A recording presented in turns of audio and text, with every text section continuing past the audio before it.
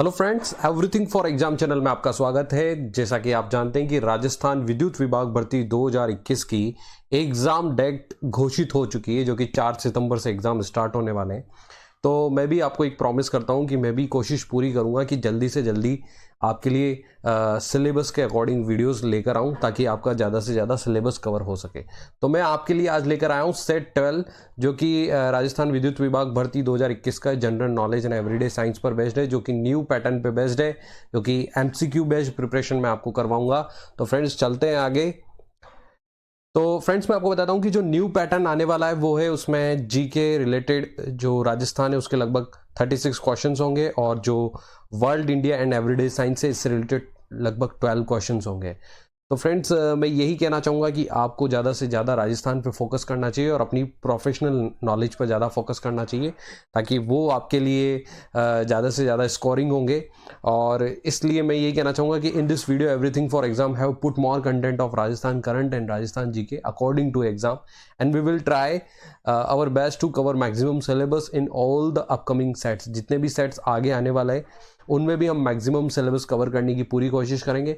और साथ के साथ यही कहना चाहूँगा कि with our hard work everything for exam, think that you will get more and more questions from here in the exam. मैं आपको यही कहना चाहूँगा कि यहाँ से मुझे लगता है कि आपको एग्जाम में ज़्यादा से ज़्यादा क्वेश्चंस मिलेंगे, और ये आपके लिए बहुत ज़्यादा फायदेमंद भी होगा। तो आगे चलते हैं फ्रेंड्स।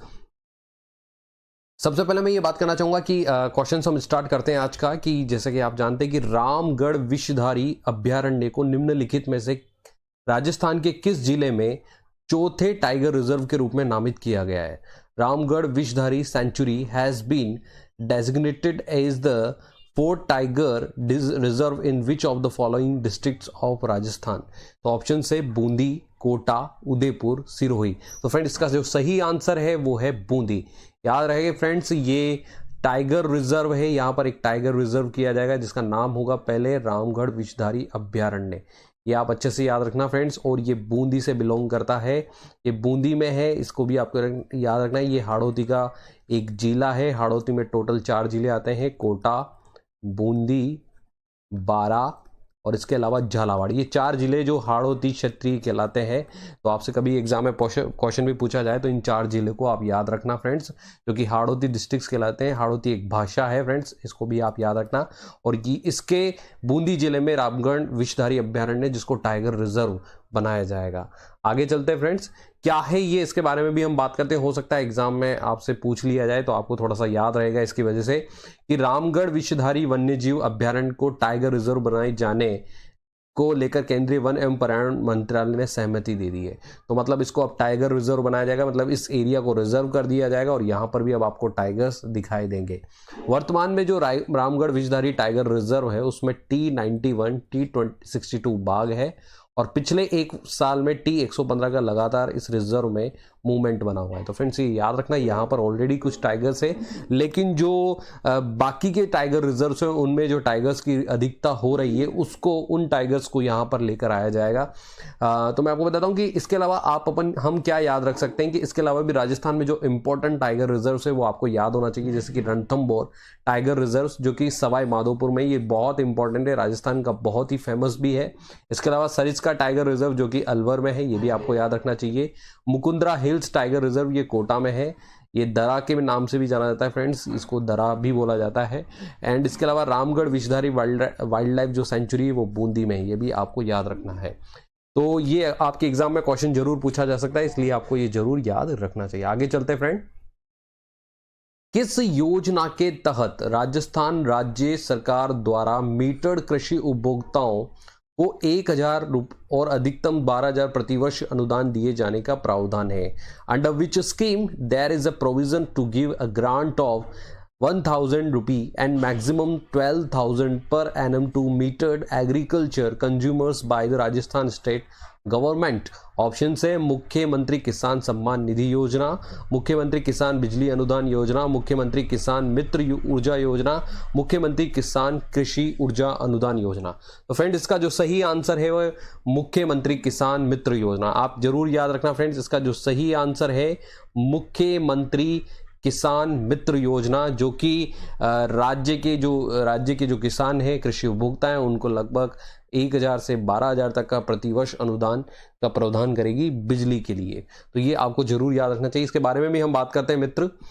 तो पहले मैं आपको बताता हूँ कि इसका नाम जो है मुख्यमंत्री किसान मित्र ऊर्जा योजना है, जो कि आपको अच्छे से याद रखना है क्योंकि इसके बारे में एग्जाम में प्रश्न पूछा जा सकता है। तो इसके माध्यम से जो मीटर्ड किसान है, मतलब कि जिन्होंने मीटर्ड कनेक्शन ले रखा है, फ्रेंड्स याद रखना, मीटर्ड कनेक्शन जिन्होंने ले रखा है उन उपभोक्ताओं को बिजली के बिल पर अनुदान प्रदान, मतलब कि उनको रिलैक्सेशन दिया जाएगा। और ये लगभग अधिकतम 1000 रुपये भी हो सकता है और प्रतिवर्ष ये 12000 रुपये तक भी हो सकता है। और ये मुख्यमंत्री किसान मित्र ऊर्जा योजना का जो लाभ है सभी किसान उपभोक्ताओं को मई 2021 से मिलना आरंभ हो जाएगा, यानी कि ये आरंभ हो चुका है फ्रेंड्स। और इस योजना के कार्यान्वयन के लिए सरकार द्वारा लगभग 1450 करोड़ का खर्च भार सरकार पर आने वाला है। तो फ्रेंड्स याद रखिए आप इसको, एक बार फिर आपको बताता हूं कि इसका नाम है मुख्यमंत्री किसान मित्र योजना। ये राजस्थान सरकार के द्वारा चलाई गई, ये भी आप याद रखें। और ये राजस्थान के कृषि जो भी किसान है उनके लिए है। इसका उद्देश्य ये है कि बिजली के बिल पर उनको ज़्यादा से ज़्यादा रिलैक्सेशन दिया जाए।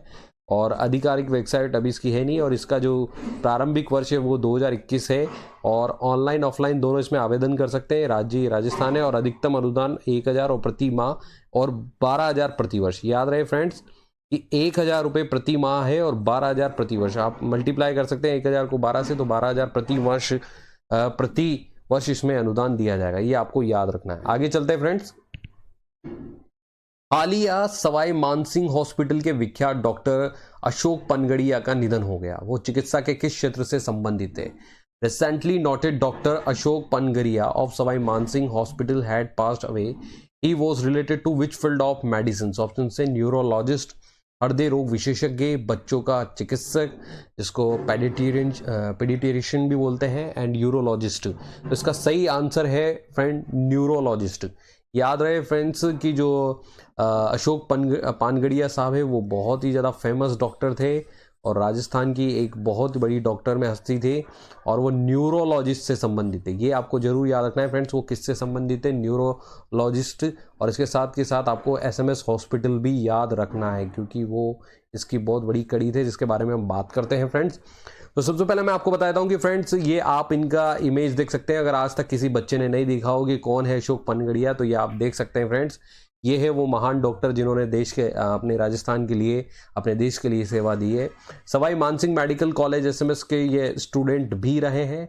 और डॉक्टर पनगड़िया न्यूरोलॉजी में डॉक्टरेट इन मेडिकल डीएम की डिग्री न्यूरोलॉजी में पाने वाले राजस्थान के पहले डॉक्टर हैं। यानी कि न्यूरोलॉजी में पहले जो न्यूरोलॉजी में कोर्स करने वाले, डिग्री पाने वाले पहले डॉक्टर कौन है? अशोक पनगड़िया, राजस्थान से। ये आपको याद रखना है फ्रेंड्स। और जो पीजीआई चंडीगढ़ से न्यूरोलॉजी में डीएम डिग्री करके आए थे, एसएमएस मेडिकल कॉलेज में 30 साल से ज़्यादा समय तक शिक्षक के तौर पर अनुभव करने वाले डॉक्टर पनगड़िया राष्ट्रीय न्यूरोलॉजी अकादमी के अध्यक्ष रहने के साथ ही अन्य कई मुद्देपूर्ण पदों पर भी रहे हैं।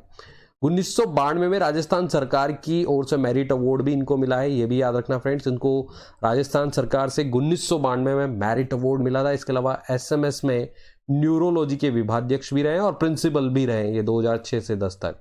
और 2002 में उन्हें मेडिकल काउंसिल ऑफ इंडिया ने डॉक्टर बीसी रॉय अवार्ड भी दिया था और 2014 में पद्मश्री से सम्मानित किया गया। फ्रेंड्स ये राजस्थान का अगर आप एग्जाम देते हो तो ये उसकी बहुत महत्वपूर्ण हस्ती है, इसके बारे में आपको याद रखना चाहिए। और कोरोना काल में डॉक्टर का तो बहुत ही योगदान रहा है, इसलिए तो आपको याद रखना चाहिए। ये एग्जाम के पर्पज से बहुत इंपॉर्टेंट है। आगे चलते हैं फ्रेंड्स। प्रधानमंत्री आवास योजना ग्रामीण के क्रियान्वयन के तहत राजस्थान को देश में कौन सा स्थान मिला? अंडर द इम्प्लीमेंटेशन ऑफ प्रधानमंत्री आवास योजना ग्रामीण which place did Rajasthan get in the country? Option है 7वां, दूसरा, 10वां, पहला। इसका सही आंसर है फ्रेंड्स पहला।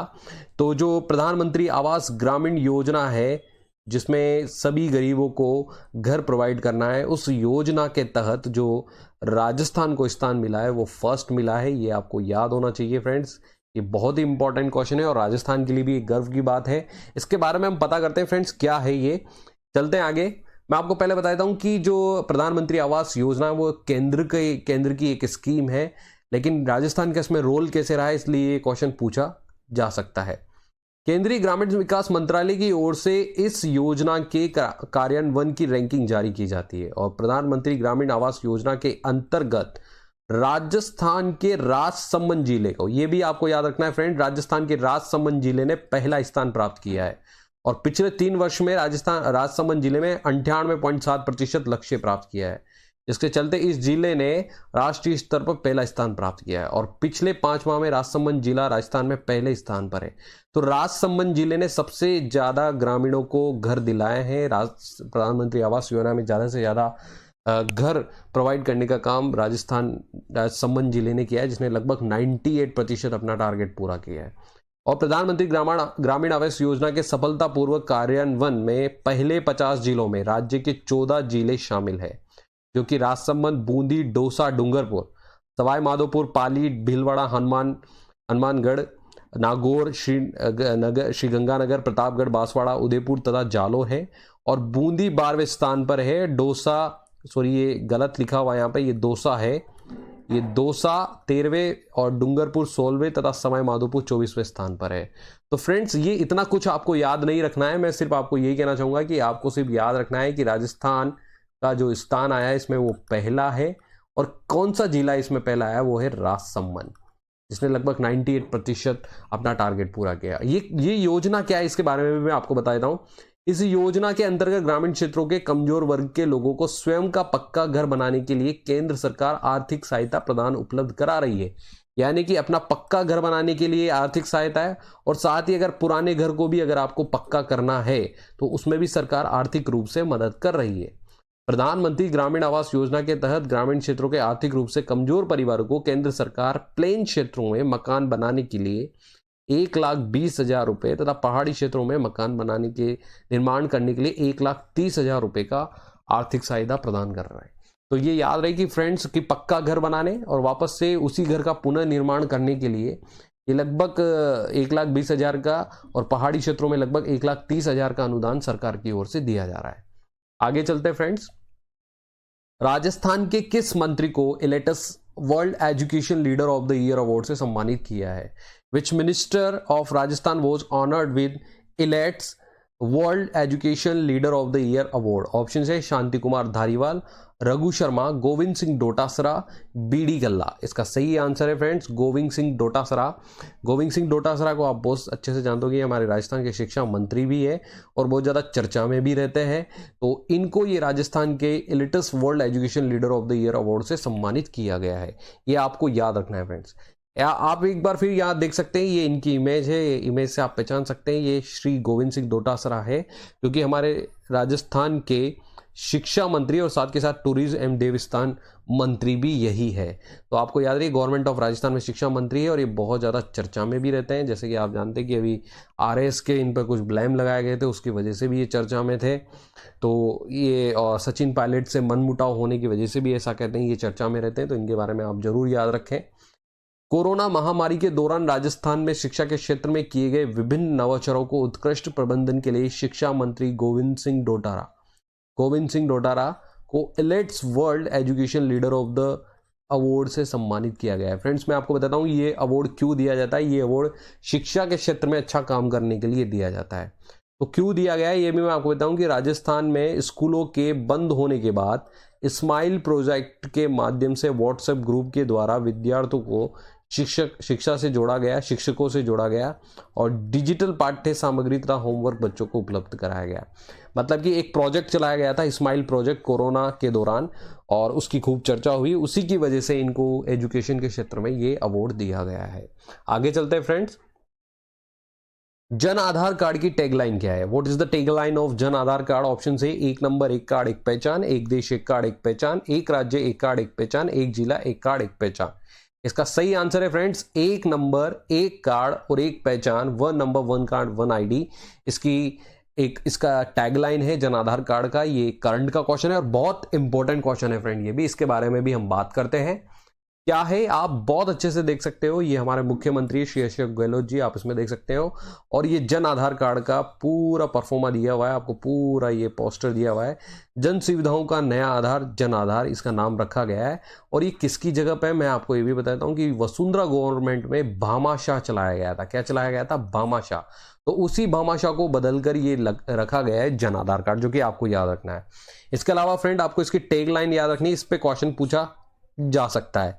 यह है एक नंबर एक कार्ड एक पहचान, इसकी टैगलाइन है जो कि आपको याद रखना है। ये क्या है मैं आपको बताता हूं। प्रदेश के निवासी परिवारों को मिलेगा जन आधार कार्ड, सरकारी योजनाओं और सुविधाओं का लाभ जन आधार कार्ड से दिया जाएगा। मतलब कि जो भी सरकारी सुविधाएं होगी उनका लाभ अब जन आधार कार्ड से दिया जाएगा। और व्यक्तिगत और पारिवारिक पहचान के लिए एक ही कार्ड जिसमें परिवार का मुखिया महिला को बनाया गया है। याद रहे, ये भी क्वेश्चन पूछा जा सकता है कि जन आधार कार्ड में परिवार का मुखिया किसको बनाया गया है, महिला को, जो भी आपको याद रखना है। तो ये भी आपके एग्जाम में पूछा जा सकता है। और ये आप देख सकते हैं इधर और भी इसकी विशेषताएं बताई हुई है जो आप देख सकते हैं, आप रीड कर सकते हैं फ्रेंड्स। हम आगे चलते हैं क्योंकि हमारे पास टाइम की भी कमी है, ठीक है। तो ये आप देख सकते हैं जो कि मेन इंपॉर्टेंट क्वेश्चंस बनेंगे वो यहीं से बनेंगे, ये आपको याद रखना है। आगे चलते हैं। रबी के मौसम में राजस्थान की प्रमुख खाद्यान्न फसल निम्न में से कौन सी है? विच of the following is the main food crop of Rajasthan during rabi season? Option है बाजरा, मक्का, ज्वार, गेहूं। इसका सही आंसर है फ्रेंड्स गेहूं। तो याद रहे फ्रेंड्स कि राजस्थान में जो रबी का मौसम होता है उसमें सबसे ज्यादा उगाया जाता है गेहूं। और याद रहे सबसे ज्यादा खाया भी जाता है, ये राजस्थान में सर्वाधिक खाया जाता है, मैक्सिमम खाया जाता है राजस्थान के अंदर, याद रहे आपको फ्रेंड्स।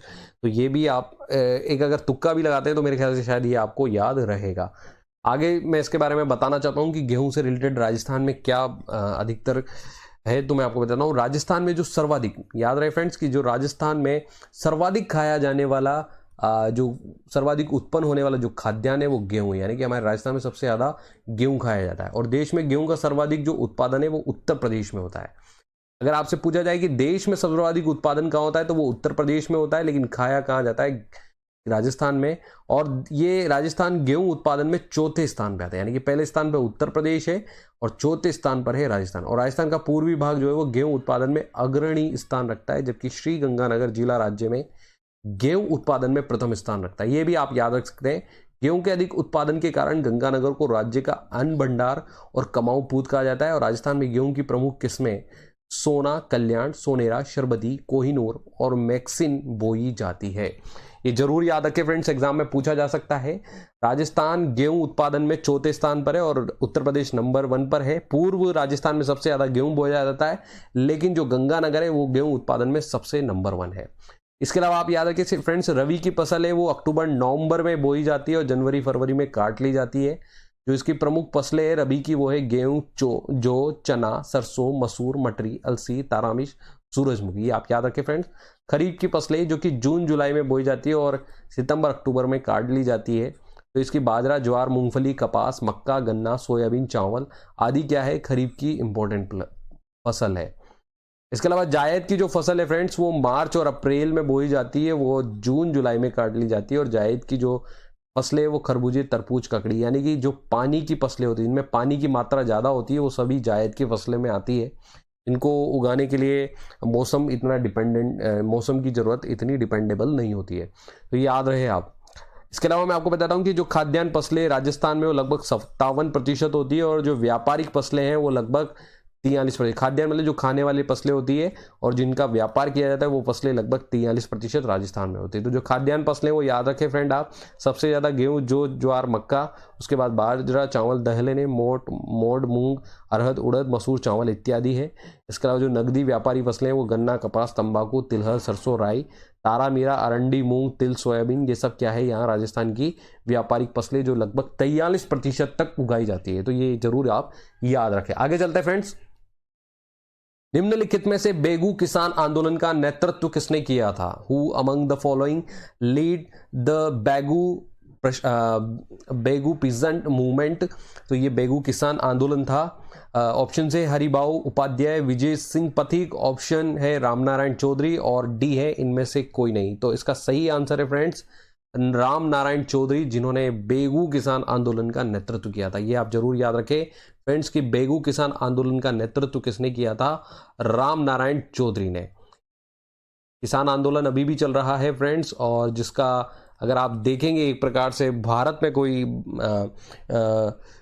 मतलब किसान आंदोलन का नेतृत्व कर रहा है तो राकेश टिकैत है, जो भी आप याद रख सकते हैं अगर एग्जाम में आपसे पूछ लिया जाए तो।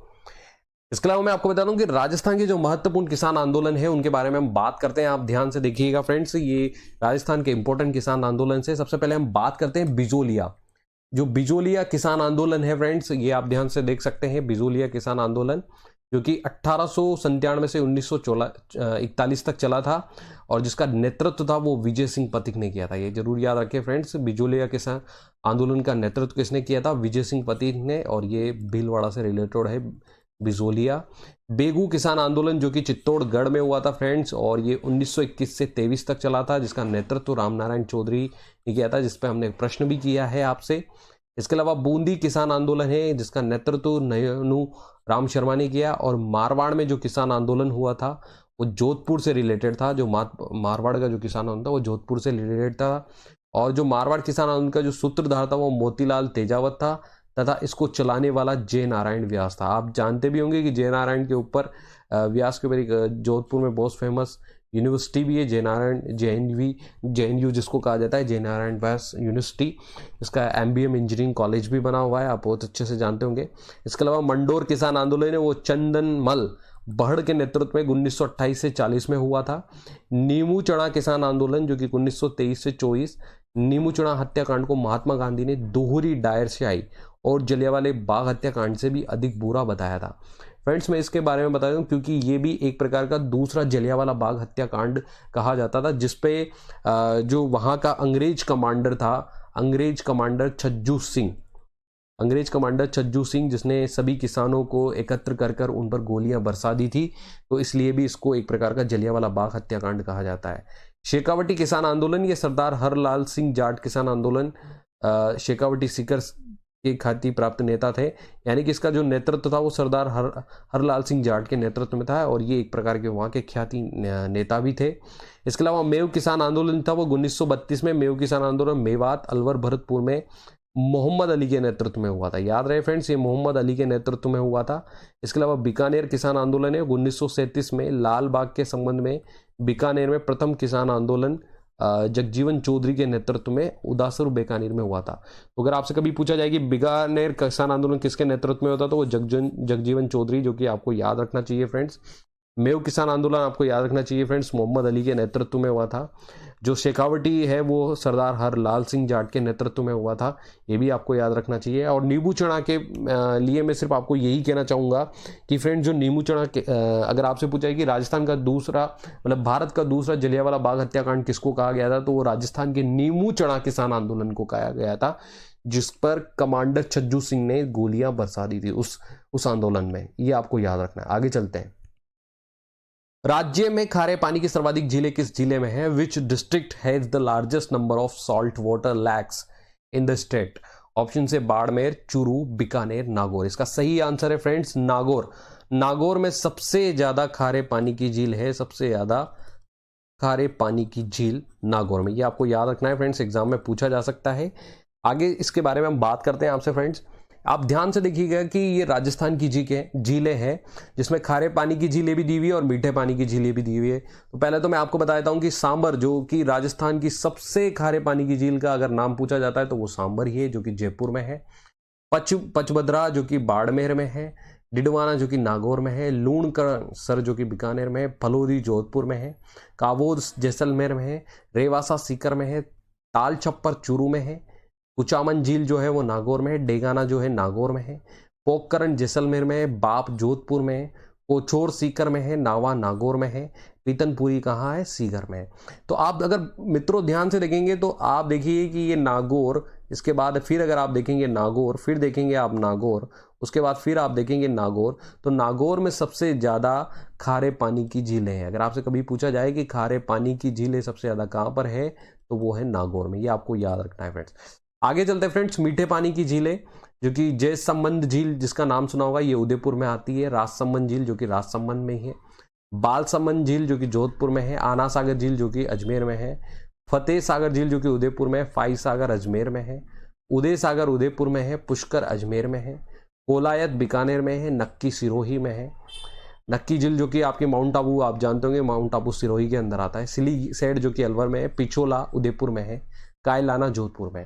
तो फ्रेंड्स ये इंपॉर्टेंट झील है। आप अगर इसको एक बार अगर रीड करके चले जाएंगे तो मुझे ऐसा लगता है एग्जाम में अगर झील का क्वेश्चन आता है तो वो यहीं से पूछा जाएगा, जो कि आपका गलत नहीं होना चाहिए। आगे चलते हैं फ्रेंड्स। राजस्थान के जिस जिले में अधिकतम जिलों की सीमाएं स्पर्श करती है, in which district of Rajasthan the boundaries of maximum districts touch. Option है नागौर, पाली, अजमेर, भीलवाड़ा। इसका सही आंसर है फ्रेंड्स पाली। पाली डिस्ट्रिक्ट से जिसको सबसे ज्यादा जिले टच करते हैं, जो कि आपसे एग्जाम में पूछा भी जा सकता है, इसके बारे में भी हम चर्चा करते हैं फ्रेंड्स। तो सबसे पहले तो मैं आपको बताता हूं कि राजस्थान के जो परिधीय जिले हैं, जो परिधि है, जिन पे परिधि है, वो लगभग कितने जिले हैं याद रहे आपको, वो 25 जिले हैं। याद रहे फ्रेंड्स, ये एग्जाम में पूछा जा सकता है कि जिनकी परिधीय जिले हैं वो है गंगानगर, हनुमानगढ़, झुंझुनू, चूरू, सीकर, जयपुर, अलवर, भरतपुर, धौलपुर, करौली, सवाई माधोपुर, बारां, झालावाड़, कोटा, चित्तौड़गढ़, प्रतापगढ़, बांसवाड़ा, डूंगरपुर, उदयपुर, सिरोही, जालौर, बाड़मेर, जैसलमेर, भिवानी, ये सब परिधीय जिले हैं। इसके अलावा जो अंतर्राज्यीय सीमा वाले जिले, जो अंदर की ओर अंतर्राज्यीय सीमा से जुड़े हुए हैं, वो है गंगानगर, हनुमानगढ़, झुंझुनू, चूरू, सीकर, जयपुर, अलवर, भरतपुर, धौलपुर, करौली, माधोपुर, बारां, झालावाड़, कोटा, भीलवाड़ा, चित्तौड़, प्रताप, बांसवाड़ा, डूंगरपुर, उदयपुर, सिरोही, जालौर, बाड़मेर। फ्रेंड्स, मैं ये भी कहना चाहूँगा, अगर आपको ये ऐसे याद नहीं रह सकते तो आप एक बार राजस्थान का मैप जरूर याद करें, उससे ये सब भी आपको याद रह सकते हैं। राजस्थान के केवल अंतर्जातीय सीमा वाले जिले जो हैं वो 21 जिले हैं, जो हनुमानगढ़, झुंझुनू, चूरू, सीकर, जयपुर, अलवर, जो अंतर्राज्यीय हैं, भरतपुर, धौलपुर, करोही, सवाई माधोपुर, बारां, झालावाड़, कोटा, भीलवाड़ा, चित्तौड़, प्रतापगढ़, बांसवाड़ा, डूंगरपुर, उदयपुर, सिरोही, जालौर। मित्र, आपको सिर्फ याद क्या रखना है, सिर्फ आपको इतना सा याद रखना है कि परिधीय जिले कितने हैं, 25। राजस्थान के अंतर्राज्यीय सीमा वाले जिले कितने हैं, 23। और केवल अंतर्राज्यीय सीमा वाले जो जिले हैं वो कितने हैं, 21। इसके अलावा जो अंतर्वर्ती जिले हैं जो 8 हैं, जो किसी अन्य राज्य या राष्ट्र के साथ कोई सीमा नहीं बनाते, यानी कि किसी भी दूसरे राज्य के साथ सीमा से नहीं जुड़ते, वो अपने जिलों के साथ ही जुड़ते हैं। वो है पाली, जोधपुर, नागौर, अजमेर, दौसा, टोंक, बूंदी में। यानी कि ये जिले कहीं ना कहीं बीच में आते हैं। कहाँ आते हैं, सेंटर में आते हैं। ये आपको याद रखना है, ये कहीं ना कहीं सेंटर में आते हैं। तो जो पाली जिला है, सर्वाधिक अगर आपसे पूछा जाए कि ऐसा कौन सा जिला है जिसकी सर्वाधिक सीमाएं टच होती, तो वो पाली जिला है। पाली जिला की सीमा 8 जिलों से मिलती, जो है अजमेर, राजसमंद, सिरोही, उदयपुर, जालौर, बाड़मेर, जोधपुर व नागौर। इस पे क्वेश्चन कैसे भी घुमा के पूछा जा सकता है कि पाली जिला निम्नलिखित में से किसे टच करता है, किसे नहीं टच कर सकता है, किसी भी तरीके से क्वेश्चन पूछा जा सकता है। तो ये 8 जिले आपको याद होना चाहिए। और अगर आपको याद नहीं हो रहे तो एक बार आप पाली जिले को मैप में जरूर देख लेना, उससे आपको याद हो जाएगा। ये देख लीजिए आप पाली यहाँ पर, क्योंकि जोधपुर से जुड़ा हुआ है, बाड़मेर से जुड़ा हुआ है, इधर जालौर से जुड़ा हुआ है, सरोही से जुड़ा हुआ है, राजसमंद से जुड़ा हुआ है, इधर अजमेर से जुड़ा हुआ है, नागौर से जुड़ा हुआ है, ठीक है फ्रेंड्स। और ये उदयपुर भी आप देख सकते हैं, उससे जुड़ा हुआ है। तो ये कुल मिला के ये है जो 8 जिलों से ये जुड़ा हुआ है, जो कि आप याद रख सकते हैं। बात करते हैं फ्रेंड्स इसके बाद राजस्थान के 2 ऐसे जिले जिनकी अंतर्राज्यीय और अंतर्राष्ट्रीय सीमा है, जो है गंगानगर, जिसकी पाकिस्तान प्लस पंजाब से है, बाड़मेर जो पाकिस्तान से भी और गुजरात से। यानी कि ये भी क्वेश्चन अगर आपसे पूछा है कि अंतर्राज्यीय और अंतर्राष्ट्रीय सीमा से जुड़ा हुआ है, वो है राजस्थान के 2 जिले गंगानगर और बाड़मेर। इसके अलावा मैं आपको एक और बता देता हूं कि राजस्थान के 4 जिले ऐसे जिनकी सीमा 2-2 राज्यों से मिलती है। याद रहे, राजस्थान के 4 जिले जिनकी सीमा 2 राज्यों से लगती है। तो हनुमानगढ़ है जिसकी लगती है पंजाब और हरियाणा से, भरतपुर है जिसकी लगती है हरियाणा उत्तर प्रदेश से। और देखो, भरतपुर का याद आते आपको मथुरा याद आएगा, मथुरा से आप उत्तर प्रदेश याद रख लेना। हनुमानगढ़ याद आते आपको पंजाब याद आ जाएगा, और पंजाब से आप आसपास देख सकते हैं हरियाणा भी आता है, क्योंकि दोनों की चंडीगढ़ कॉमन भी है। धौलपुर याद आते ही आपको उत्तर प्रदेश याद आ जाएगा, उत्तर प्रदेश प्लस मध्य प्रदेश। और बांसवाड़ा याद आता है आपको मध्य प्रदेश गुजरात याद आ जाएगा। तो ये जो ऐसे राज्य हैं जिनकी 2-2 मतलब ऐसे जिले हैं जिनकी 2-2 राज्य से सीमा लगती है, ये आपको याद रखना है। मैं मित्रों में ये कहना चाहूँगा कि अगर आपको कुछ सुनने और समझने में प्रॉब्लम हुआ हो तो मैं आपको कहना चाहूँगा कि अगर आप इस डेटा को रीड करके भी जाएंगे, ये बहुत उपयोगी डेटा है जो कि आपको एग्जाम में बहुत ज़्यादा सपोर्ट करेगा। आगे चलते फ्रेंड्स।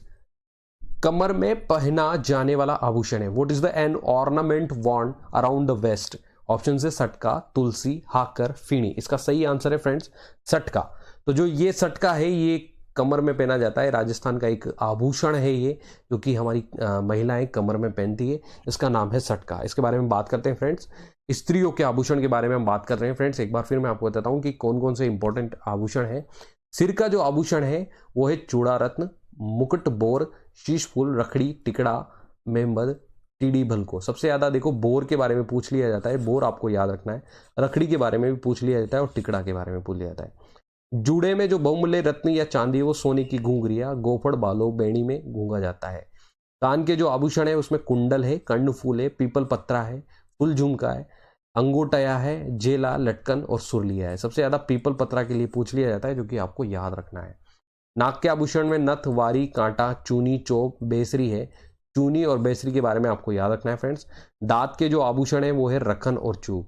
गले के जो आभूषण है वो है हार, दुर्सुल्लक, पत्रलता, मणिक्षणा, कंटिका, आमुक्तावली, तुलसी, टुस्सी, बजटी, आलरो, हासली, तिमड़िया, पोत, चंद्रहार, कंठमाला, आकर, चंपकली, हिंसहार, सरी, मांदलिया, आडे गले में बांधने जाली देवताओं की प्रतिमा को नाका वो चौकी कहते हैं।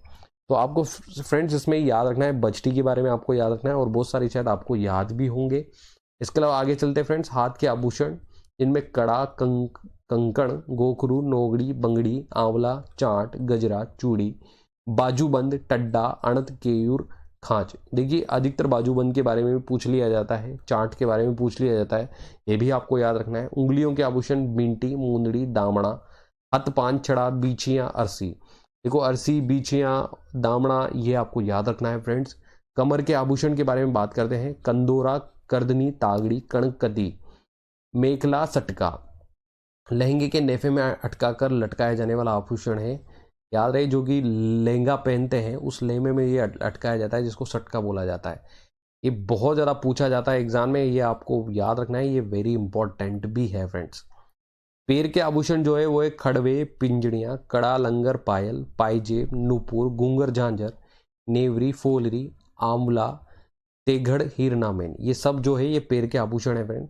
और राजस्थान में पुरुष भी कई प्रकार के आभूषण पहनते हैं, जो कानों में मुर्कियाँ, लौंग, झाले, छेलकड़ी, हाथों में कड़ा, जिसे आकृति के अनुसार नरमुखा या नाका भी कहा जाता है, उंगलियों में अंगूठी आदि पहनते हैं। तो फ्रेंड्स आपको सबसे ज़्यादा तो सटका के बारे में याद रखना ही है, और भी जो इंपॉर्टेंट आपको आपकी नज़रों से भी लगते हैं उसको भी आप जरूर रीड करके जाएं फ्रेंड्स, ये आपको एग्जाम में सपोर्ट कर सकते हैं। आगे चलते फ्रेंड्स। शारदा एक्ट का संबंध है। Sharda act is related to विधवा पुनर्विवाह से, बाल विवाह से, सती प्रथा से, बहुपत्नी विवाह से, पॉलीगैमियस मैरिज। तो ऑप्शन से इसका सही आंसर है बाल विवाह से। याद रहे फ्रेंड्स, जो शारदा एक्ट का संबंध था वो बाल विवाह से था। इसके बारे में हम बात करते हैं कि सन 1928 में बाल विवाह पर पूर्णतः रोक लगाने हेतु एक कानून पारित किया गया था, जिसे शारदा एक्ट के नाम से जाना जाता है। फ्रेंड्स याद रहे कि 1928 में बाल विवाह पर एक पूर्णतः रोक लगाने के लिए एक एक्ट बनाया गया था, जिसको शारदा एक्ट के नाम से जाना जाता है। इस संशोधित अधिनियम को शारदा बाल विवाह निरोधक अधिनियम या शारदा एक्ट के नाम से भी जाना जाता है। इसमें क्या हुआ था, यानी कि जो लड़कों के विवाह की न्यूनतम आयु 21 और लड़कियों की जो 18 वर्ष है वो शारदा एक्ट से ही प्रस्तावित की गई थी। फ्रेंड्स याद रखना फ्रेंड्स कि जो 21 वर्ष और जो 18 वर्ष है वो इसी से निर्धारित की गई थी।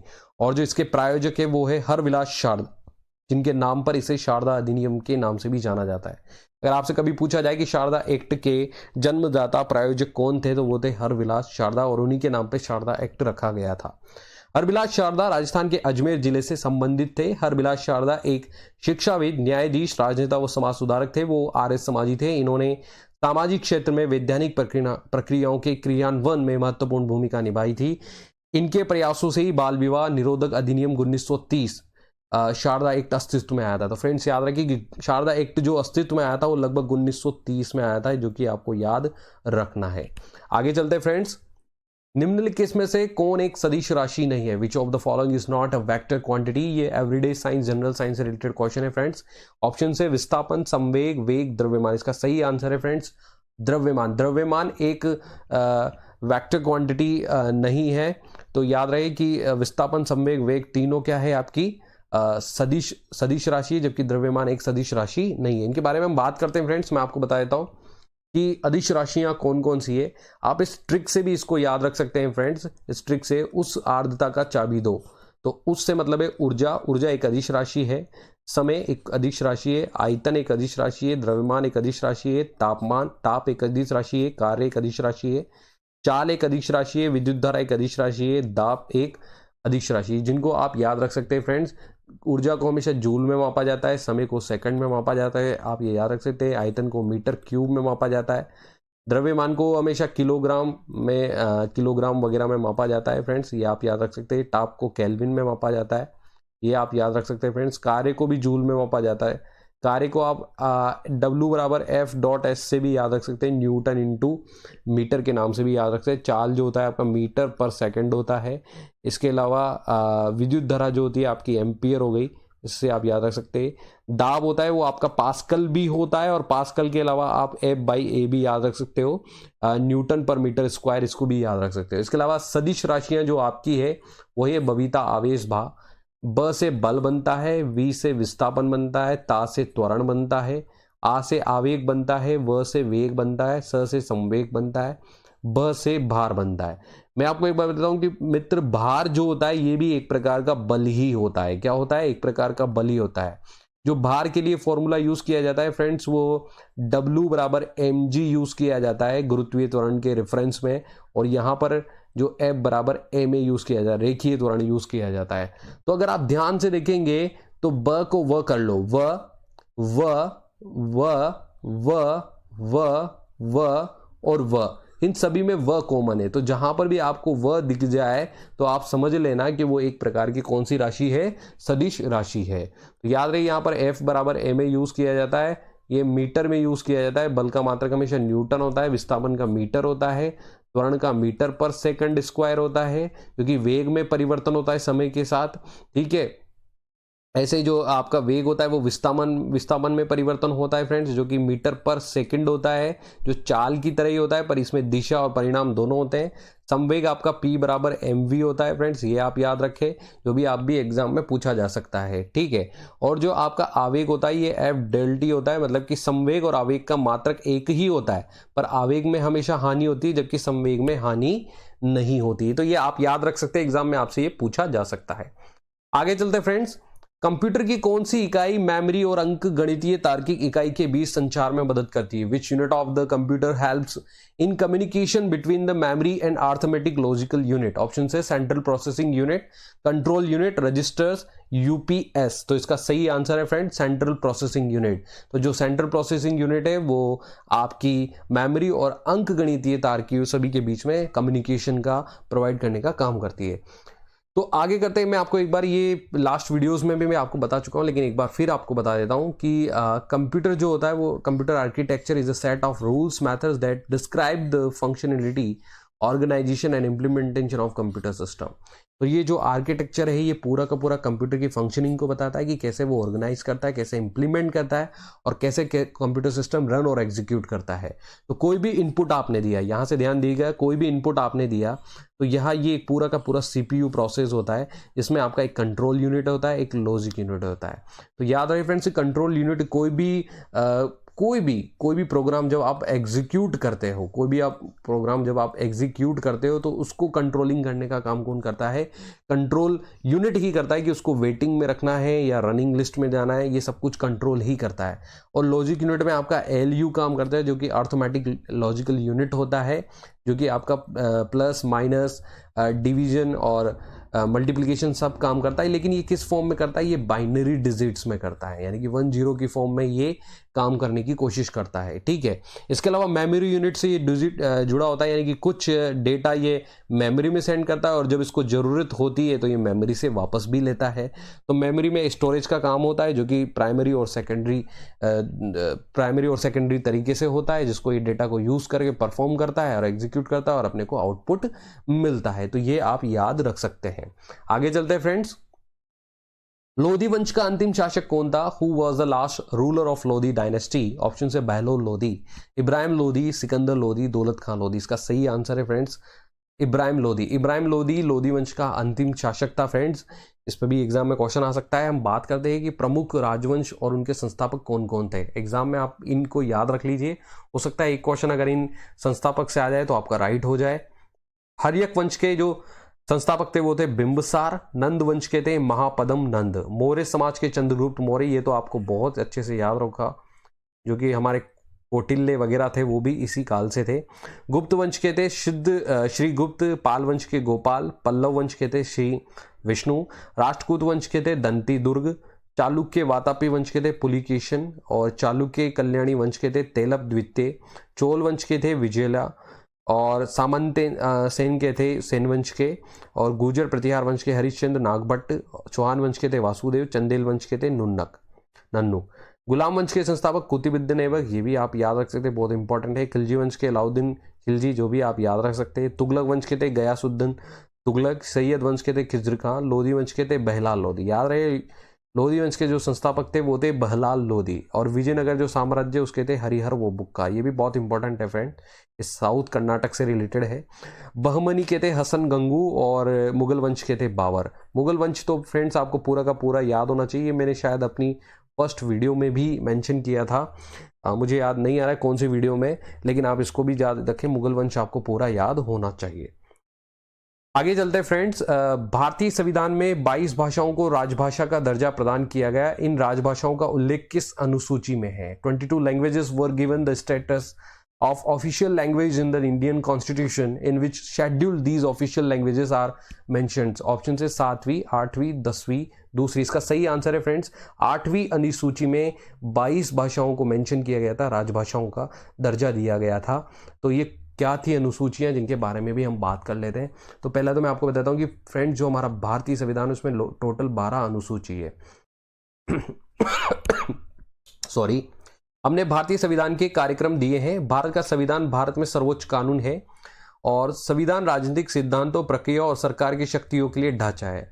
इसमें लगभग 448 लेख है, 22 भाग है, 22 कार्यक्रमों के साथ दुनिया का सबसे लंबा संविधान भी है। उम्मीद है कि ये आपकी प्रतियोगी परीक्षाओं के लिए तैयार है, जो कि आपके हिसाब से आपको ये फायदेमंद भी होगा। तो मैं आपको फ्रेंड्स बता देता हूँ कि जो अनुसूचियां हैं वो कौन कौन सी ये आपको याद रखना है। मैं आपको बताता हूँ कि पहली जो अनुसूची है उसमें मेंशन किया गया था राज्य और संघ शासित प्रदेशों की सूची। याद रहे फ्रेंड्स, जो पहली अनुसूची थी उसमें राज्य और संघ के बारे में बताया गया था कि राज्य और उनसे जुड़े संघ कौन कौन से हैं। अनुसूची 2 है संघ शासित जो प्रदेश है, सॉरी, जो संघ शासित प्रदेश है उनके बारे में बताया गया था। अनुसूची जो 2 है उसमें विशेष शक्तियां जो राष्ट्रपति से रिलेटेड है, राज्य के गवर्नर, राज्यसभा और लोकसभा, इसके अलावा सुप्रीम कोर्ट, उच्च न्यायालय के न्यायाधीशों के उपभोक्ताओं के वेतन विवरण। तो जितना भी वेतन विवरण था फ्रेंड्स वो दूसरी अनुसूची में था, जो भी हमारे देश के बड़े बड़े पद है, ये आपको याद रखना है फ्रेंड्स। राष्ट्रपति और उपाध्यक्ष को छोड़कर सभी अधिकारों के शपथ और वादे का अनुसूचित 3 में है। 4 में आपका राज्यसभा सीटों का आवंटन है। 5 में अनुसूचित क्षेत्रों और जनसंख्या प्रशासन नियंत्रण के बारे में है। 6 में असम, मेघालय, त्रिपुरा, मिजोरम और अरुणाचल प्रदेश में जनजातीय क्षेत्र के प्रशासन के प्रावधान के बारे में। केंद्र सरकार, राज्य और जिम्मेदारियों की संपूर्ति सूची अनुसार 7 में है। आधिकारिक भाषाएं जो है, जो भाषाएं बोला गया है, 22 भाषाएं जिनको दर्जा दिया गया वो 8 में है। भूमि कार्यकाल, भूमि कर, रेलवे उद्योग से संबंधित कार्य 1951 में प्रथम संशोधन द्वारा जोड़ा गया, ये सब अनुसूची 9 में है। संसद सदस्यों और राज्य विधान मंडलों के सदस्यों के लिए विरोधी दोष प्रावधान ये 10 में है, और पंचायती राज है वो 11 में है, और नगर निगम है ये 12 में। याद रहे 11 में पंचायती राज है और 12 में नगर निगम है, ये आपको याद रखना है। जिसमें फिर मैं आपको एक इंपॉर्टेंट फिर एक बार बताता हूँ, अधिकतर देखो पहले के बारे में कभी पूछा नहीं जाता है, अधिकतर 8वीं अनुसूची के बारे में जरूर पूछा जाता है, ठीक है। असम, नॉर्थ ईस्ट के बारे में भी कभी कभी पूछ लिया जाता है फ्रेंड्स, और साथ के साथ मैं आपको ये लास्ट जो 2 है ये भी आपको याद रखने, इनके बारे में भी पूछ लिया जाता है। आगे चलते हैं फ्रेंड्स। स्लेट और संगमरमर किस प्रकार की चट्टाने हैं? What types of rocks are slate and marbles? Options है आग्नेय चट्टाने, अवसादी चट्टाने, कायांतरित चट्टाने, ज्वालामुखी चट्टाने। इसका सही आंसर है फ्रेंड्स कायांतरित चट्टाने। तो संगमरमर एक प्रकार की कायांतरित चट्टाने, यानी कि वो चट्टाने जो अपना रूप बदलती है, तो उनको बोला जाता है कायांतरित। बात करते हैं इनके बारे में भी फ्रेंड्स कि चट्टानों के प्रकार 3 प्रकार होते हैं, आग्नेय, अवसादी और कायांतरित। तो सबसे पहले मैं आपको बताता हूं कि जो चट्टाने, आग्नेय चट्टाने के बारे में आपको याद रखना है, ये आग्नेय चट्टाने जिनको बोला जाता है, ये चट्टाने ज्वालामुखी से निकले लावा, मेग्मा, धूल के कणों से ठंडा होने पर आग्नेय चट्टाने कहलाती है। यानी कि जब लावा, ज्वालामुखी फूटता है उससे जो लावा निकलता है और धूल के कण जब ठंडे होते हैं तो उनसे जो बनती चट्टाने वो कहलाती है आपकी आग्नेय चट्टाने। इसके अलावा प्राथमिक या मात्र शैल भी कहा जाता है, और परते वो जीवाश्म नहीं पाए जाते इनमें। लोहा लोहा, निकल, सोना, तांबा, जस्ता जैसे प्रमुख खनिज इन्हीं में पाए जाते हैं। याद रखना फ्रेंड्स कि लोहा, निकल, सोना, तांबा, जस्ता प्रमुख खनिज किस में पाए जाते हैं? आग्नेय चट्टान में। और आर्थिक रूप से संपूर्ण चट्टाने जो है वो आग्नेय चट्टाने का अगर आर्थिक रूप से संपन्न मानी जाती है तो आग्नेय चट्टानों में वो है ग्रेनाइट, बेसाल्ट, पेम्पाटाइट, बिटुमिनस आदि के उदाहरण है। अरे एग्जाम में क्या पूछा जाएगा फ्रेंड्स कि ग्रेनाइट किस प्रकार का उदाहरण है? तो ग्रेनाइट एक प्रकार की आपकी क्या है? आग्नेय चट्टान। ये आपको याद रखना है। ग्रेनाइट और बेसाल्ट के बारे में जरूर पूछा जा सकता है। अवसादी चट्टान कौन कौन सी होती है? ये एक प्रकार की निर्माण होता है इनका आग्नेय चट्टानों से ही होता है। इनका निर्माण किससे होता है? आग्नेय चट्टाने से। तो जब आग्नेय चट्टाने हवा और पानी की वजह से दूर जाकर जमने लगती है और इसी से अवसादी चट्टानों का निर्माण होता है। आग्नेय चट्टान की परत दर पर जमने से अवसादी चट्टानें बनती है और इन्हें परतदार चट्टानें भी कहा जाता है। इन चट्टानों में जीवाश्म पाए जाते हैं। खनिज तेल, शेल गैस भी इन्हीं में पाए जाते हैं। बलुआ पत्थर, चूना पत्थर, कोयला, डोलामाइट, सेल चट्टान, लिग्नाइट इसके प्रमुख उदाहरण है। फ्रेंड्स तो कभी भी चूना पत्थर वगैरह ये पूछा जाए तो ये होती है आपकी अवसादी चट्टान। डोलामाइट आपका क्या होती है? अवसादी चट्टान। तो इनके बारे में जरूर पूछा जाता है। यानी कि जो परतदार चट्टान होती है वो होती है अवसादी चट्टान, जिनमें जीवाश्म भी पाए जाते हैं और खनिज तेल और शेल गैस भी अधिक इन्हीं में पाई जाती है। आगे चलते हैं फ्रेंड्स, बात करते हैं कायांतरित चट्टान, जिनका मेटामॉर्फिक रॉक भी कहा जाता है। ताप, दाब एवं रासायनिक क्रियाओं के कारण आग्नेय व अवसादी चट्टानों का रूप बदल जाता है, जिसे रूपांतरित या कायांतरित चट्टान भी कहा जाता है। ये दो प्रकार की होती है। आग्नेय से कायांतरित चट्टानें बनना, मतलब जो मेनली पाई जाती है वो आग्नेय होती है, लेकिन आग्नेय से कायांतरित कैसे चेंज होता है उसका उदाहरण है कि ग्रेनाइट से क्या बन जाना? नीस। बेसाल्ट से क्या बन जाना? सिस्ट। ये किसके उदाहरण है? कायांतरित के। ऐसे अवसादी में बलुआ पत्थर से बन जाता है फ्रेंड्स क्वार्टजाइट, और चूना पत्थर से बनता है संगमरमर। यानी कि जो चूना होता है उससे हमारे संगमरमर का निर्माण होता है और ये एक प्रकार की कौन सी चट्टान है? कायांतरित। ये आपको याद रखना है। ये तीनों मैंने आपको बहुत अच्छे से इसमें बता दिया है। अगर आप एक बार रीड भी करेंगे फ्रेंड्स तो मुझे ऐसा लगता है ये आपके सारे डाउट्स यहाँ क्लियर हो जाएंगे। आगे चलते हैं। नए स्वास्थ्य मंत्री के रूप में किसे नियुक्त किया गया है? Who has been appointed as the new health minister? Option है अनुराग सिंह ठाकुर, नारायण राणे, ज्योतिरादित्य सिंधिया, मनसुख मंडाविया। इसका सही आंसर है फ्रेंड्स मनसुख मंडाविया, जिनको नया स्वास्थ्य मंत्री बनाया गया है। मनसुख मंडाविया जो कि गुजरात से बिलोंग करते हैं फ्रेंड्स, याद रखें मनसुख मंडाविया। तो ये कैबिनेट मिनिस्टर्स हैं फ्रेंड्स जो कि अभी रीशफल हुए हैं और कुछ नए भी बनाए गए जिनके बारे में एग्जाम में आपसे पूछा जा सकता है। तो मैं आपको बताऊं कि नारायण राणे जो कि राज्यसभा सदस्य है और उनको बनाया गया है कैबिनेट मिनिस्ट्री, जो कि माइक्रो स्मॉल मीडियम एंटरप्राइजेस का बनाया गया है। माइक्रो स्मॉल मीडियम एंटरप्राइजेस का ये आपको याद रखना है फ्रेंड्स। सरबंदा सोनोवाल जो कि असम के पूर्व सीएम भी रह चुके हैं, इनको port and shipping AYUSH ministry दी गई है फ्रेंड्स। इसके अलावा डॉक्टर वीरेंद्र कुमार है, इनको सोशल जस्टिस एम्पावरमेंट दिया गया है फ्रेंड्स। सोशल जस्टिस एम्पावरमेंट इनको दिया गया है। और फ्रेंड मैं बताता हूँ इसके पहले जो ये मिनिस्टर थे वो थावरचंद गहलोत थे। थावरचंद गहलोत, उनको अब कर्नाटक का गवर्नर बना दिया गया है। ये आपको याद रखना है, इनको कर्नाटक का गवर्नर बना दिया गया है। इसके अलावा फ्रेंड्स मैं आपको बात करूंगा कि ज्योतिरादित्य सिंधिया, तो ज्योतिरादित्य सिंधिया इनको सिविल एविएशन का उड्डयन मंत्रालय दिया गया है। और ये जो है ग्वालियर से बिलोंग करते थे, कांग्रेस सरकार से बीजेपी में आए और इनको पहले राज्यसभा सदस्य बनाया गया एमपी से, उसके बाद इनको ये मंत्रालय दिया गया। इसके बाद बात करते हैं रामचंद्र प्रसाद सिंह, जिनको स्टील मिनिस्ट्री दी गई। अश्वनी वैष्णव, जिनको railway, communication and electronics information technology दिया गया। इसके अलावा फ्रेंड्स आपको अश्वनी वैष्णव अच्छे से याद रखना है क्योंकि ये राजस्थान से बिलोंग करते हैं, लेकिन ये जो राज्यसभा सांसद है ये उड़ीसा से है फ्रेंड्स। याद रखना है ये राज्यसभा सांसद कहाँ से है? उड़ीसा से, ये आपको याद रखना है। पशुपति कुमार पारस जो कि ministry of food processing industries इनको दिया गया है। तो मैं बताता हूँ कि ये रामविलास पासवान की जगह इनको बनाया गया है। रामविलास पासवान पहले यही थे, उनके देहांत के बाद पशुपति नाथ ने एलजेपी के अध्यक्ष बन गए, लोक जनशक्ति पार्टी के जो कि बिहार की पार्टी है उसके ये अध्यक्ष बन गए चिराग पासवान को हटा के, तो उनको ये दिया गया है। किरण रिजिजू जो कि लॉ एंड जस्टिस मिनिस्ट्री इनको दिया गया है। धर्मेंद्र प्रधान जिनको एजुकेशन मिनिस्ट्री, तो यानी कि अपने जो शिक्षा मंत्री है, अब जो शिक्षा मंत्री है वो याद रहे आपको बहुत इंपॉर्टेंट है, धर्मेंद्र प्रधान है जो कि पहले पेट्रोलियम मंत्री थे। राजकुमार सिंह जो कि power and ministry of new and renewable energy है। हरदीप सिंह पुरी जो कि petroleum, housing and urban development ministry है। मनसुख मंडाविया जो कि केमिकल फर्टिलाइजर भी दिया गया। और हमारे स्वास्थ्य मंत्री आपको इसलिए याद रखना है क्योंकि सबसे ज़्यादा कोरोना चर्चा में रहता है और कोरोना की वजह से स्वास्थ्य मंत्री चर्चा में रहते हैं, तो इसलिए। और हर जो आप जानते हो कि इनके हटा के जिनकी जगह बनाया गया वो हर्षवर्धन है, डॉक्टर हर्षवर्धन को हटाया गया और उनकी जगह मनसुख मंडाविया को बनाया गया। भूपेंद्र यादव के बारे में हम बात करते हैं फ्रेंड्स। जो भूपेंद्र यादव जो कि ये भी राजस्थान के अजमेर से बिलोंग करते हैं। और याद रहे कि जो इनको मिनिस्ट्री दी गई है फ्रेंड्स, याद रहे कि भूपेंद्र यादव को जो मिनिस्ट्री दी गई है वो लेबर दी गई है। और लेबर के साथ साथ इनको एनवायरनमेंट मिनिस्ट्री एनवायरनमेंट का भी दिया गया है। तो एनवायरनमेंट डिपार्टमेंट और लेबर दोनों डिपार्टमेंट इनको दिए गए हैं। बात करते हैं फ्रेंड्स पुरुषोत्तम रूपाला के बारे में। पुरुषोत्तम रूपाला को जो डिपार्टमेंट दिया गया है वो दिया गया है फिशरीज का डिपार्टमेंट, डेयरीज का, फिशरीज, डेयरी और एनिमल हस्बेंड्री जो है वो इन्हीं को दिया गया है। तो ये भी आपको याद रखना है फ्रेंड्स। इसके अलावा बात करते हैं फ्रेंड्स जी किशन रेड्डी के बारे में। जी किशन रेड्डी जो कि अमित शाह गृह मंत्रालय के उसमें राज्य मंत्री थे, अब इनको कैबिनेट मिनिस्टर का दर्जा दिया गया है। तो जी किशन रेड्डी जो है वो अब टूरिज्म मिनिस्टर है। याद रखना फ्रेंड्स कि जी किशन रेड्डी अब क्या है, टूरिज्म मिनिस्टर इनको बना दिया गया है।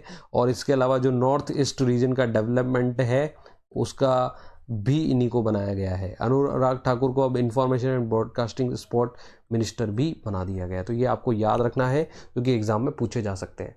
आगे चलते हैं फ्रेंड्स।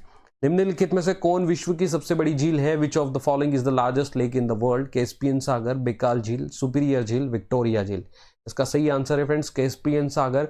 जो कैस्पियन सागर है वो विश्व की सबसे बड़ी झील है। आपसे एग्जाम में क्वेश्चन पूछा जा सकता है। बात करते हैं इसके बारे में भी।